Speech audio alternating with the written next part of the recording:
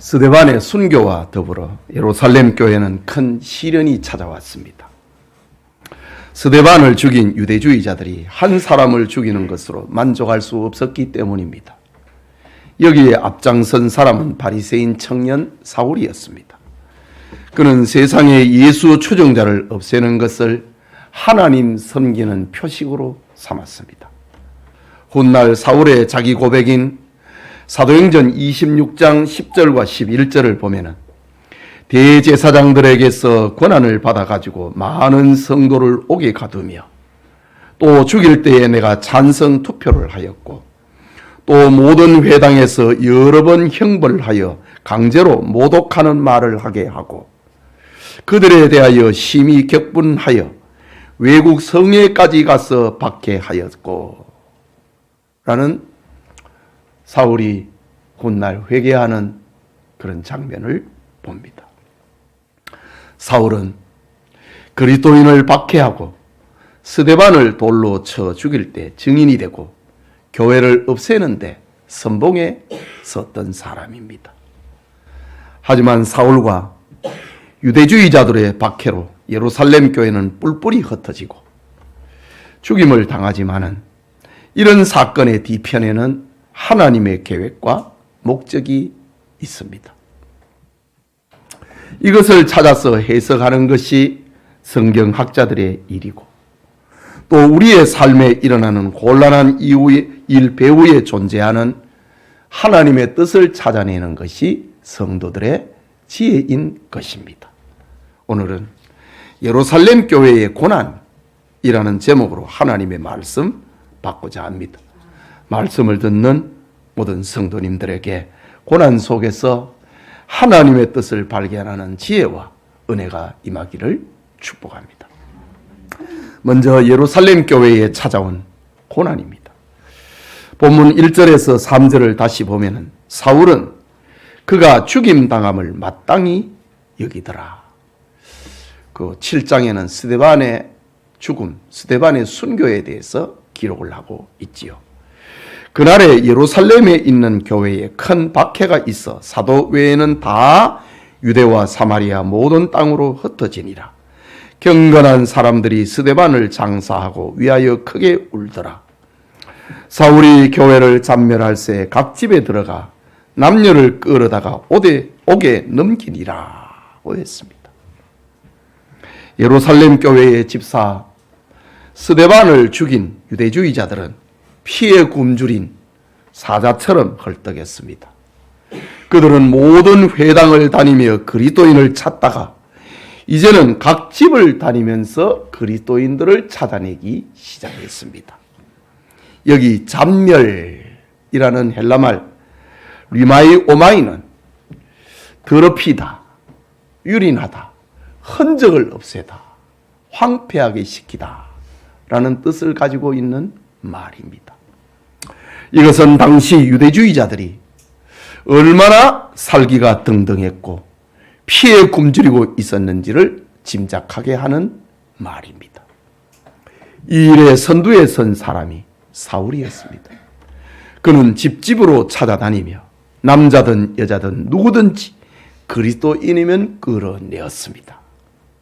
인권을 유린하는 욕을 하고 재산을 몰수하고 감옥에 가두거나 죽여서 교회를 짓밟혀 그리고 흔적을 없애려고 했습니다. 교인들은 유대와 사마리아 등 사방으로 흩어졌습니다. 사도들과 경건한 성도들만이 죽음의 위협을 무릅쓰고 스데반의 시체를 거두어 장사 지내고 크게 울었다고 합니다. 여러분, 하나님은 왜 당신의 자녀들을 곱게 키우지 아니하시고 이렇게 폭풍 속에 몰아넣었을까? 하나님은 왜 성도들의 인권과 재산과 생명까지 빼앗기는 그런 환난을 당하게 하셨을까? 하나님은 왜 예루살렘 교인들을 사방으로 흩으시고 스데반을 장사하면서 크게 울게 만드셨을까? 여러분, 굶어보지 않는 사람은 식탁에 밥 한 그릇에 진한 감사를 표현할 수가 없고, 아파보지 않은 사람은 병상에서 신음하는 환자의 깊은 고통을 알 수가 없는 겁니다. 해산의 수고를 겪은 어머니의 고통이 있었기에 우리는 이 땅에 태어날 수 있었습니다. 이처럼 초대교회 성도들이 받은 고난을 통하여서 복음이 땅끝까지 전해졌고, 지금 우리는 구원의 복음을 듣고 그리스도인이 된 것입니다. 사탄은 교회를 박해하여 없애려고 했지만 하나님은 도리어 예루살렘 교회를 건강하고 강하게 만드셨습니다. 성도들은 박해 때문에 신앙의 자유를 찾아 흩어집니다. 흩어진 성도들은 하나님의 자녀된 기쁨과 구원을 감출 수 없어서 사람들에게 전도하게 됩니다. 사탄은 교회를 잡멸하려고 했지만은 흩어진 성도들은 온 세상에 그리스도를 전하게 만들었습니다. 이런 역설적인 일들은 지금도 우리의 삶에 일어나고 있습니다. 하지만 고난당할 때 우리는 하나님의 뜻을 알지 못하기에 근심하고 당황하고 때로는 낙심합니다. 주님을 위해서 살고자 하는데 어떻게 돌에 맞아 죽어야 하는가? 주님을 위해서 수고하고 희생했는데 보상은커녕 대가가 너무 비참하지 아니한가? 이런 역설적인 일들을 우리로 하여금 근심하게 하고 때로는 감당할 수 없게 만들기도 합니다. 성경은 고난을 통하여서 순금같이 단련되었던 믿음의 사람들이 있었다는 사실을 알려주고 있습니다. 욥은 고난당하기 전에는 내가 주를 귀로 들었는데 고난당하고 난 다음에는 내 눈으로 주를 보게 되었나이다 라고 고백을 합니다. 요셉은 하나님이 주신 꿈이 있었습니다. 많은 사람의 길을 비추는 하늘의 별이 되는 꿈입니다. 세상의 기근을 해결하는 양식을 먹이는 창교가 되는 꿈입니다. 그러나 그의 꿈으로 인한 현실은 너무 비참했습니다. 그는 형제들의 미움을 받았습니다. 애굽의 노예로 팔렸습니다. 보디발 아내의 누명을 쓰고 감옥에 갇히게 되었습니다.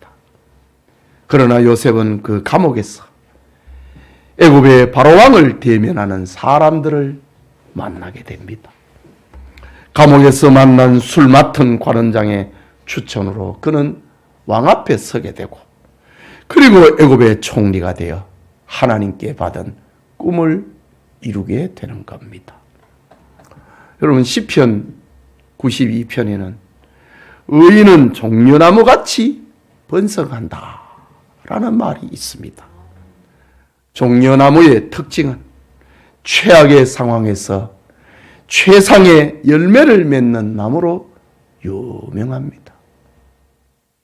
거친 땅, 사막 같은 땅에서 종려나무가 자라서 풍성한 열매를 맺기로 유명합니다.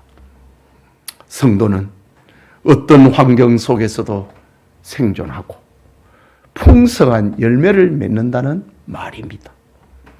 때로는 신앙 때문에 직장 상사의 조롱을 받습니다. 신앙 때문에 남편의 위협을 받기도 하고, 신앙 때문에 아내의 비협조가 있습니다. 신앙 때문에 고륙 형제들의 비난을 받기도 합니다. 그러나 성도는 고난을 통하여서 신앙의 불순물들이 제거되고 순수하고 더욱 간절하게 되는 것입니다. 이런 의미에서 고난이 전부가 아니고 핍박은 핍박이 전부가 아닌 것입니다. 회사가 부도 맞아도 인생의 부도는 아닌 겁니다. 대학과 취업이 뜻대로 안 되어도 인생의 낙오는 아닌 것입니다. 고난 속에서 하나님의 뜻을 이루는 놀라운 비밀이 숨겨 있기 때문입니다. 그렇다면 우리의 가난한 것, 우리의 병든 것, 우리의 심적인 아픔은 또 다른 축복의 재료가 된다는 사실을 깨달아야 하는 겁니다. 오늘 성경에서 우리는 이 위대한 진리를 붙잡아야 합니다.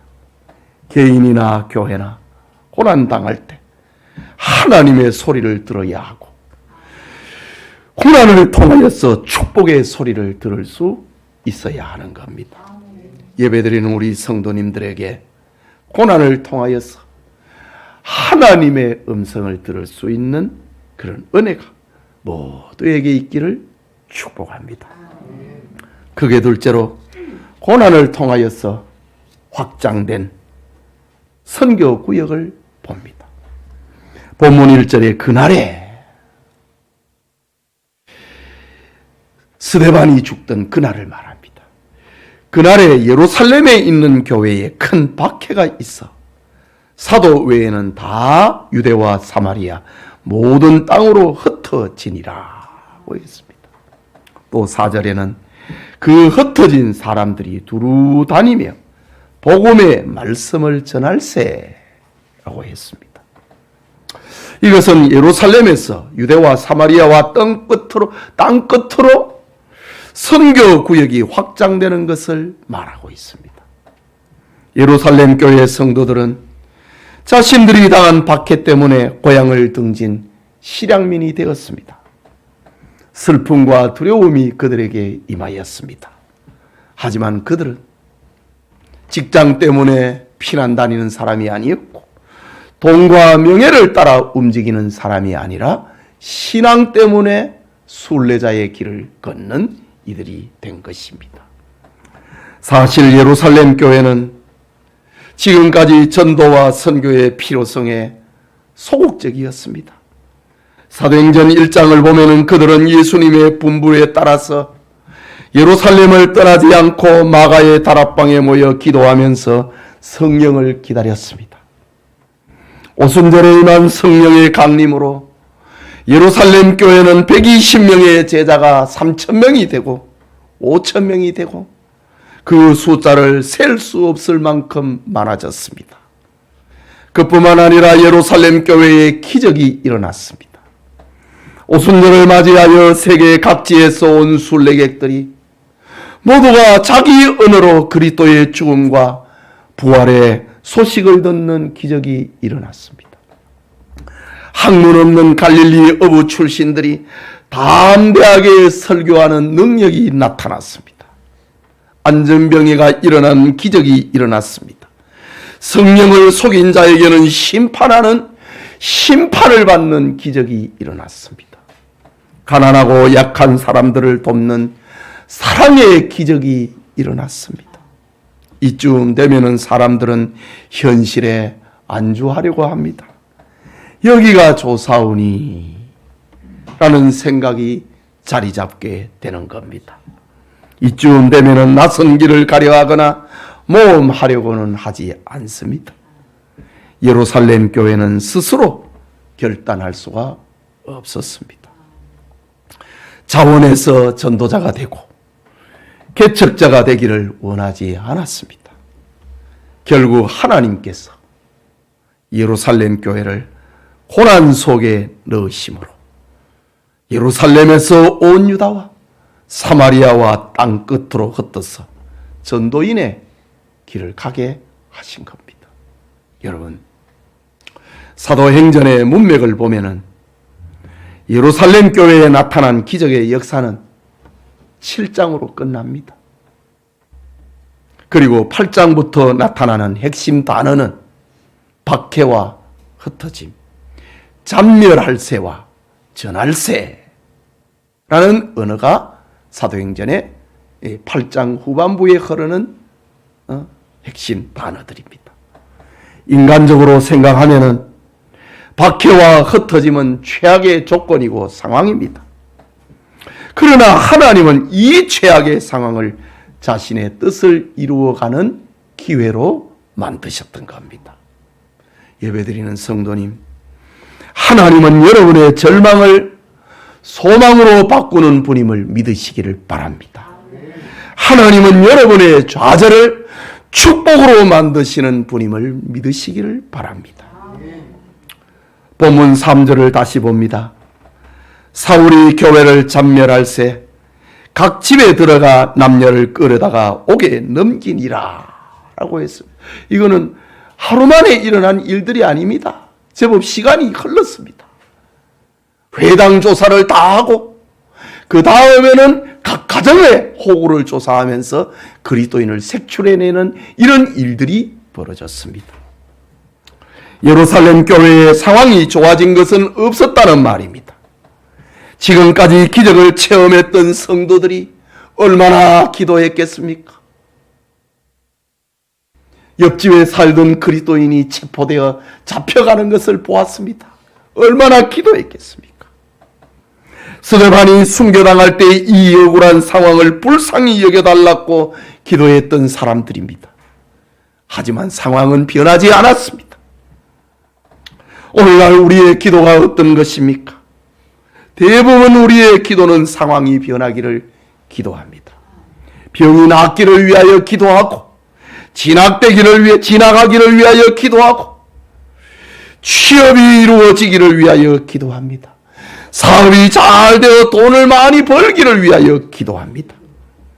어쩌면 우리 기도의 대부분은 우리가 만난 상황이 변하기를 바라는 것이 대부분일 것입니다. 남편이 변하고 자녀가 변하고 시부모가 변하고 사업장과 직장이 변하기를 바라는 것이 우리의 소원들입니다. 하나님은 우리의 상황을 변화시킵니다. 그러나 때로는 예루살렘 교회처럼 기도하는 사람을 변화시키기도 하십니다. 본문 4절을 봅니다. 그 흩어진 사람들이 두루 다니며 복음의 말씀을 전할세 라고 했습니다.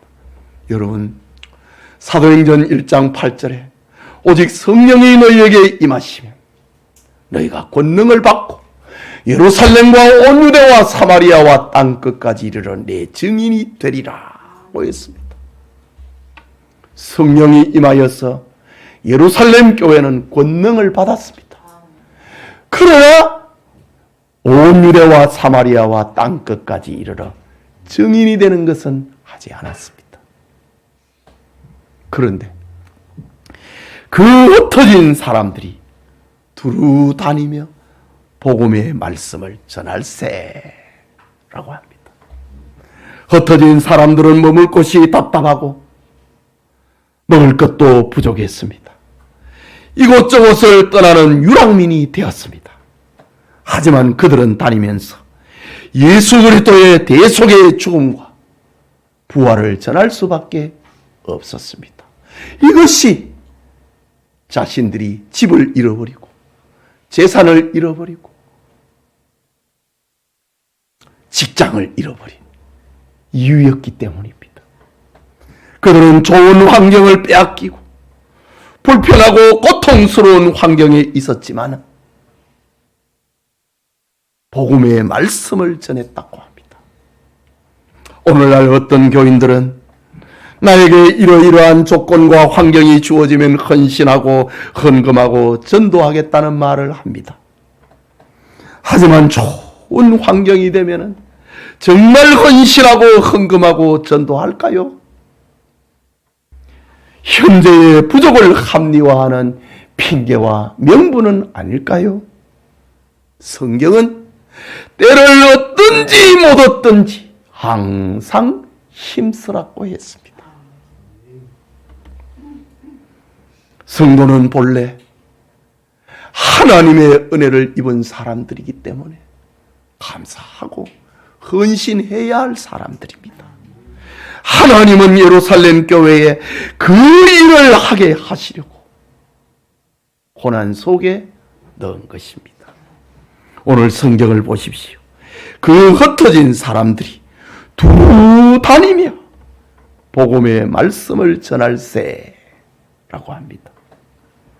말하자면 예루살렘 성도들이 고난에 처하자 그리스도인의 자리로 돌아가고 사명을 깨닫고 실천하는 이들이 되었다는 말입니다.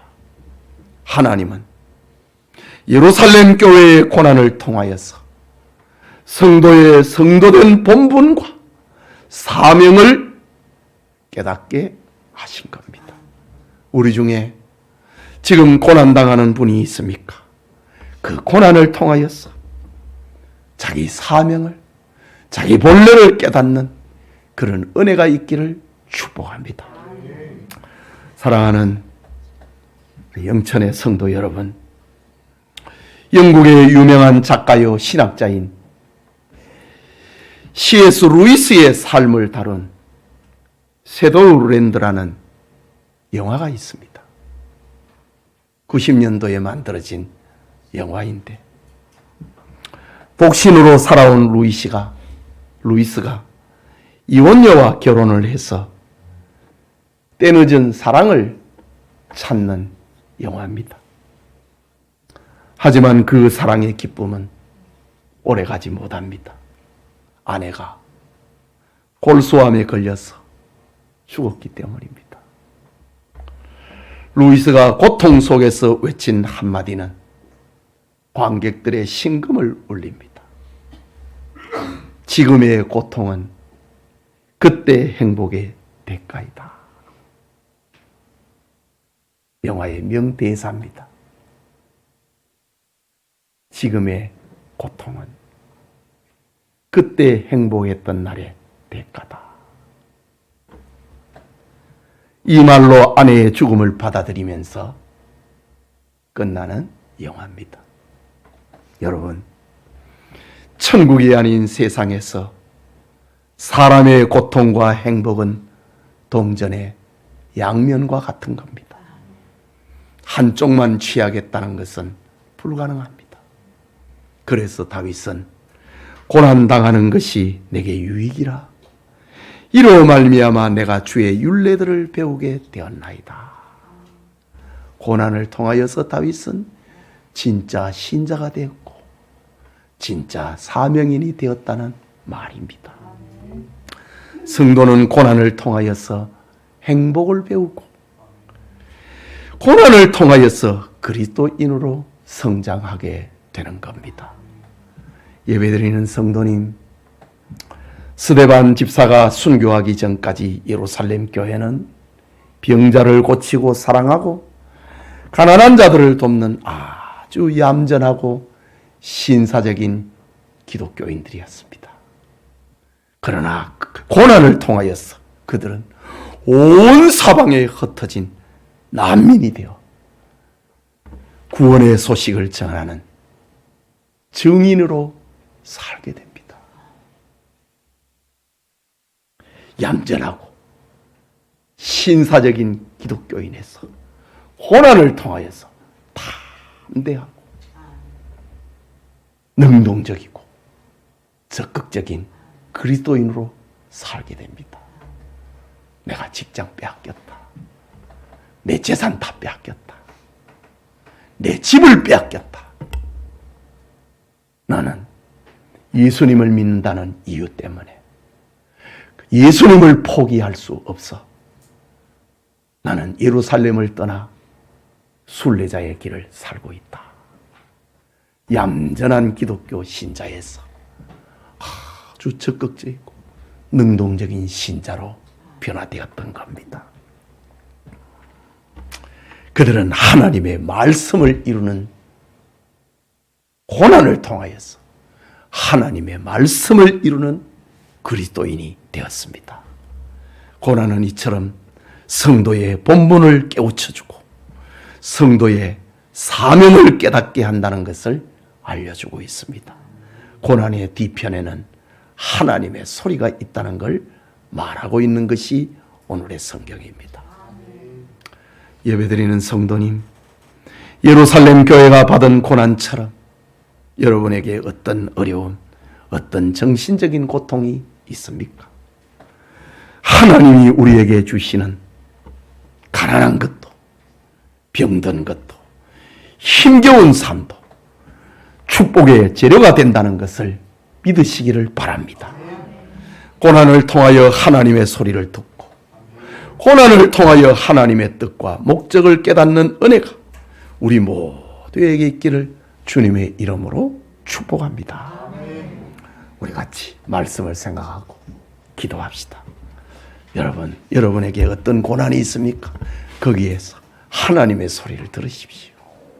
그리고 그 고난을 축복의 재료로 만들어 가시기 바랍니다. 기도합시다. 자비하신 하나님 아버지, 은혜를 감사합니다. 3월에 중턱을 보내는 우리 영천의 성도들, 오늘 주일 이 아침에 예루살렘 교회의 고난이라는 말씀을 받았습니다. 하나님, 우리 중에 아무도 아픔과 고난이 없는 자는 없습니다. 그러나 우리가 하나님 앞에 하나님의 숨결에 민감하여 그 고난의 뒤편에서 들려오는 하나님의 소리를 들을 수 있기를 원합니다. 하나님, 고난을 통하여서 우리로 진짜 신자가 되게 하시고 고난을 통하여서 우리가 사명인으로 살아갈 수 있도록 은혜 베풀어 주시옵소서. 하나님, 주님의 말씀을 듣고 또 합심하여 기도했습니다. 우리의 기도가 온전하게 되도록 은혜 베풀어 주시옵소서. 예수님 이름으로 기도합니다. 아멘.